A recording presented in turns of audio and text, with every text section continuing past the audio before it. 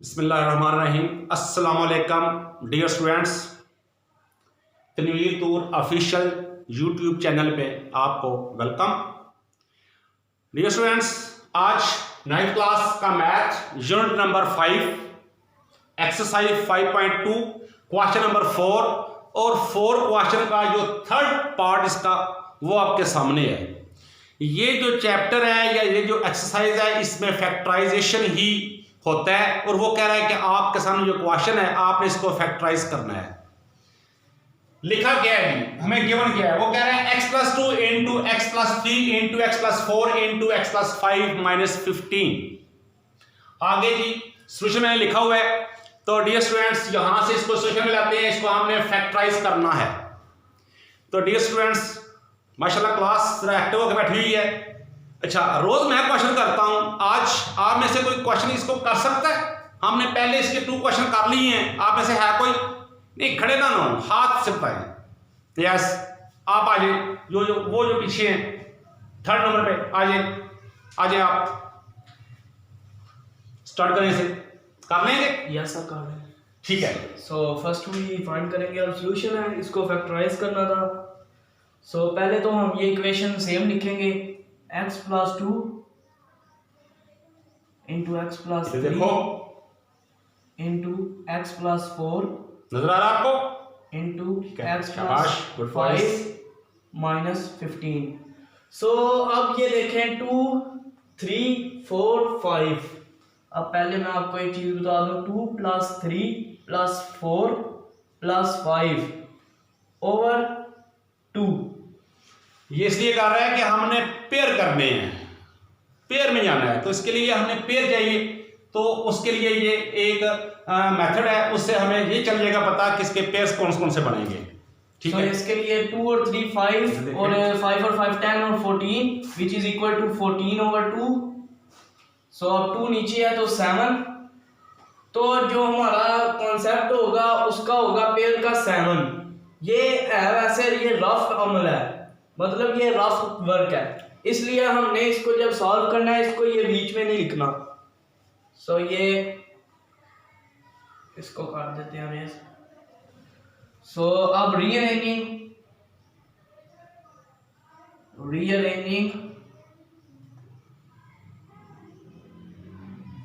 The equation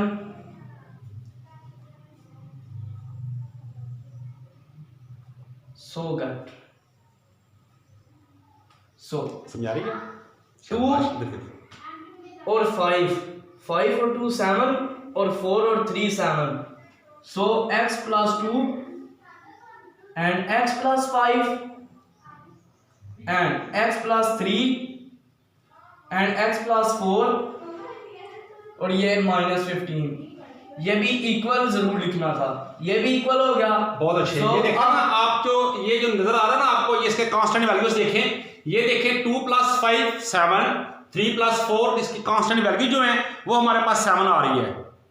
समझ रही बेटा? शाबाश। सो अब हमने इसको करना है फैक्टराइज। x के साथ मल्टीप्लाई होगा तो x² प्लस x 5 के साथ मल्टीप्लाई होगा प्लस 5x प्लस ये अब 2 है, 2 को हमने मल्टीप्लाई करना है, 2x plus 2x plus plus plus 2 5 time 10। आगे नेक्स्ट कोई साइन नहीं है, इनटू की साइन है, तो इनटू x के साथ मल्टीप्लाई होगा x² प्लस 4x प्लस अब सेकंड टर्म लेनी है 3x plus plus plus 3 4 time 12 और ये -15। नेक्स्ट टर्म में इक्वल, अब x² plus 7x plus 10 into x² plus 4 और 3 7x plus 12 -15 which is equal to, अब इक्वल लिखने की कोई जरूरत नहीं है, x² प्लस 7x है और यहाँ पे भी x² प्लस 7x, ये दोनों सेम है। वैसे भी ये फैक्टराइज हो सकता है लेकिन वो बहुत लॉन्ग हो जाएगा। अगर हम इस इक्वेशन को शॉर्ट करना चाहते हैं तो लेट कर लेते हैं। So let x² plus 7x is equal y. So y plus 10 और ये आ जाएगा y plus 12 minus 15 which is equal. अब ये यहां पे आगे कर लेते हैं। सो y प्लस 10 और y प्लस 10 12 माइनस 15 y को y के साथ मल्टीप्लाई करेंगे तो आ जाएगा y स्क्वायर। और अब ये देखें, एक टर्म को दोनों टर्म के साथ मल्टीप्लाई करना है। y को y से किया तो y स्क्वायर, आगे प्लस इसके साथ और प्लस इसके साथ है तो y को 12 के साथ मल्टीप्लाई करेंगे तो प्लस 12y प्लस है, यहां पे भी प्लस है, प्लस 10y। नेक्स्ट देखें, प्लस प्लस प्लस 10 को हमने यहां मल्टीप्लाई करना है 12 से तो ये आ जाएगा 120। अब हमें इंटू लगाने की कोई जरूरत नहीं, नेक्स्ट में माइनस 15 है। So minus 15 which is equal to y square plus 22y plus minus इसमें से 15 करनी है तो 105 गुड। तो अब देखें ये हमारे पास 3 हो गई हैं, टर्म्स आ गई हैं। अब हमने इसको करना है फैक्टराइज। हमने इससे पिछली एक्सरसाइज में ही देखा था 5.1 में कि जब 3 वैल्यूज आ जाए तो उसमें पहले नंबर पे हमने इक्वल लगा के पहले स्टेप में कॉमन देखना होता है। इसमें कॉमन कोई भी नहीं है तो इसमें फैक्टराइज करना पड़ेगा। सो 105 लास्ट वैल्यू को फर्स्ट वैल्यू के साथ मल्टीप्लाई करें तो आएगा 105 ही।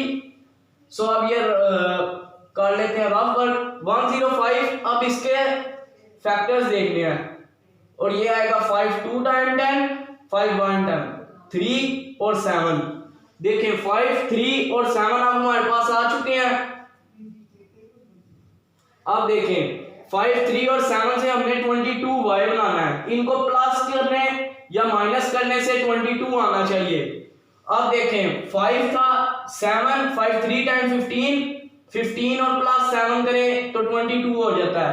सो अब हमें इसके कर देने चाहिए फैक्टर देख लेते हैं।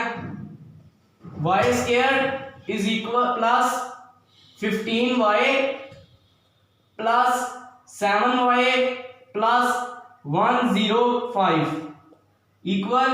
अब देखें ये दो लहदा काट लेते हैं और ये दो लहदा, इन दोनों में y कॉमन आ रहा है। सो y समझा रही बेटा, y प्लस 15 तो जो के साथ प्लस इसमें से 7 कॉमन आ रहा है। सो इनटू में y plus 15 which is equal to, ये देखें ये दोनों कॉमन है तो फर्स्ट हम कॉमन वाली रकम या फिर वैल्यू पहले लिखेंगे y plus 15 into y plus 7। अब देखें हमने जो y वैल्यू की थी लेट की थी y की value x square plus 7x।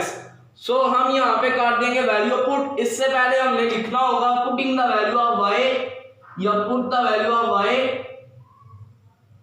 Very good. So that which is equal to y की वैल्यू हमने लेट की थी x स्क्वायर प्लस 7x। ये देखें ये इनटू में है तो x square plus 7x plus 15, आगे ये भी इनटू में x square plus 7x plus 7। सो ये हमारा इधर तक खत्म हो जाता है क्योंकि नेक्स्ट टाइम में अगर हम इनको फिर से फैक्टराइज करेंगे तो फिर ये वही वैल्यू आ जाएगी y square plus 20y plus 15 105 आ जाएगा। ये में फैक्टराइज नहीं होगा। Yes, dear sir. Students very good good. Dear students मैं इसको ना एक बार रिपीट कर देता हूँ दोबारा से ताकि आप लोगों को अच्छे से समझ आए। बेटा बहुत अच्छा किया आपने, बहुत अच्छा किया है। क्वेश्चन था हमारे पास, हमने इसको फैक्टराइज करना था। फर्स्ट स्टेप हमारे पास जो हमने करना होता है वो देखना ये होता है कि हमने पेयर्स कौन से लेने हैं। इसमें पेयर्स का मसला है। पेयर्स करने के लिए हमारे पास मेरे स्टूडेंट ने आपको बताया है, मैं फिर से आपको बताता हूँ, इनकी कांस्टेंट वैल्यूज हैं वो हमारे पास 2 + 3 2 plus 3 plus 4 plus 5 plus 4 plus 5 over 2। ये हमारे पास एक मेथड है जिससे हमने इसके पेयर्स को देख सकते हैं कि इसके पेयर्स कैसे लेने हैं हमने। तो अगर हम इनको ऐड करें तो ये आता है 14 ओवर 2, तो ये 7। इसका मतलब है हमारे पास एक डिजिट आ गया है 7। तो 7 को हमने फॉलो करते हुए इसको हमने पेयर में लेना है। तो ये देखिए जो हसन ने किया स्टूडेंट ने वो बहुत अच्छा किया है। ये देखें इसकी जो कांस्टेंट वैल्यू है 2 प्लस 5 7 आ रहा है, 3 प्लस 4 7 आ रहा है। ये इसके पेयर हैं। ये लाजमी नहीं है यहाँ पे हमने प्लस करनी है, यहाँ पे टर्म प्लस की बन रही है। यहाँ पे डिवाइड भी कर सकते हैं, मल्टीप्लाई भी कर सकते हैं, सबट्रैक्ट भी कर सकते हैं, ऐड भी कर सकते हैं। यहाँ पे जो पोजीशन है वो है ऐड वाली, तो यहाँ पे हमने ऐड किया। अब इसको हमने क्या किया, मल्टीप्लाई किया, इसको भी मल्टीप्लाई किया, तो ये हमारे पास एक नई फॉर्म बन चुकी है। इसको मल्टीप्लाई करने के बाद क्या किया, ये देखें प्लस माइनस किया, इसमें माइनस तो है ही नहीं, प्लस किया और -15 ऐसे लिख दिया। अब हमारे पास ये देखें, मैं ड्राइव कर रहा हूं, ये हमारे पास x square plus 7x same है। तो स्टूडेंट ने क्या किया, इसको कॉमन लिया या फिर इसको हमने लेट किया। लेट किसके किया, y के। तो लेट लिखा हुआ है x square plus 7x is equal y, यानी कि अब हमने यहां पे और यहां पे y को पुट करना है। तो यहां पे स्टूडेंट ने क्या किया, y पुट किया, यहां पे y पुट किया। अब इनको मल्टीप्लाई करने के बाद हमारे पास ये टर्म बन गई है। इस स्टेप के बाद उसने प्लस माइनस किया यहां पे, तो ये हमारे पास एक वैल्यू आ गई है। तो इसको फैक्टराइज किया, फैक्टराइज करने के बाद इसके ये फैक्टर आए 15 एंड 7।